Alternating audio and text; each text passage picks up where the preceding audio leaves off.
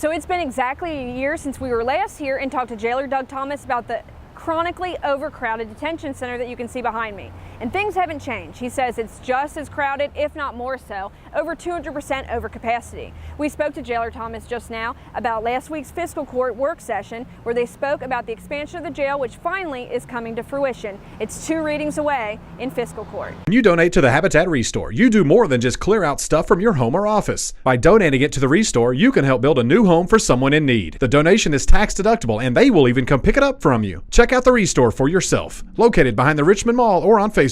He also gave us some more details about moving forward and the treatment center proposed by Judge Executive Reagan Taylor. It's been about a year since we last spoke about this, and it's good because recently you all had a big fiscal court meeting about this. So kind of catch us up to speed about what's happened in the past year, if you can. If you're talking about our population, we're still growing. We still got a lot of people, 375 and 80 average.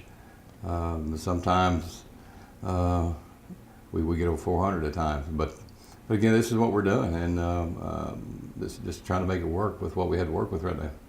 So some ideas have been proposed, and you told me that you are working with Judge Executive Taylor to kind of implement some possible solutions. So we spoke about this last week at that long fiscal court meeting. Can you kind of give us a rundown about where you stand with that now? Well, we have to have more room, so we have to have it.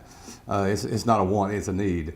So with that said, we met last week at a work session that was public on Facebook and things, and our county judge Reagan Taylor and Colleen introduced the plan for our possibly to build on to the jail with a healing center also. Now Reagan and I have been meeting with CMW for the last 2 or 3 Fridays in a row, and going over, they're the architects, going over what might work, to what we need to build on here with. Again, it's a very costly move, so everybody knows we need it. We have to have this. But I think the biggest thing is that how do we pay for it? Can you explain to those that might be concerned that are seeing these things, like the golf course possibly going, the fire department going to volunteer? That's as opposed to taxes, right?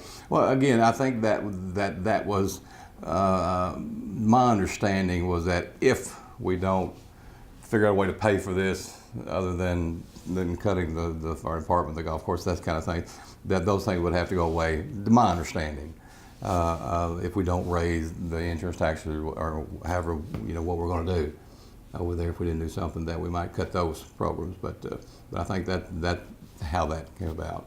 How much of a tax increase would people be, I know this is beginning stages, but possibly looking at? Can you speak to that? Well, again, our meeting was last week, and Reagan spoke about it, and I think, I don't want to misquote anybody, but I'm thinking it was 10%, of that.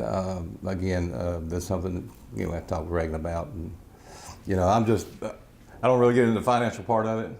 But what my part is we're going to build this, we're going to do this, is this what works for you, and that kind of thing. It has so much more that we're going to be getting as far as multi-purpose room, training rooms, to where we can actually do a lot more than what we're doing now. Again, we got one room to do everything in, and I've got so many people coming in, to this one room unit. So it's going to be a big help for as, again, the programs that we can offer and what we can do for these people, and to work hand in hand with the healing center, when it gets built also.